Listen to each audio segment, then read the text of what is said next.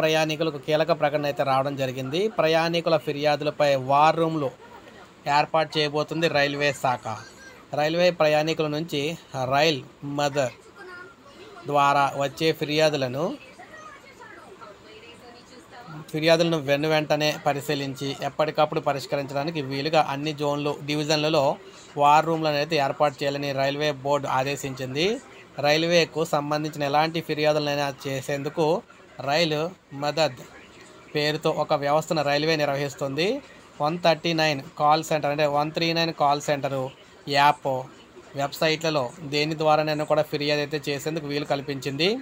రైలు పెట్టెలో నీరు లేకపోవడము, పరిశుభ్రత లోపించడము వంటి వాటిపై ఫిర్యాదులను పరిష్కరించడానికి తక్షణ చర్యలు చేపట్టకుండా తర్వాతి డివిజను, జోన్కు వాటిని అయితే తెలియపరిచి చేతులు దులిపేసుకుంటున్నట్లు railway board chairman CEO Satish Kumar ఇటీవల పర్యటనలో గమనించారన్నమాట. దీంతో అన్ని విభాగాల అధికారులతో కూడిన వార్ రూమ్లను ఏర్పాటుకు ఆదేశాలు అయితే ఇచ్చారు.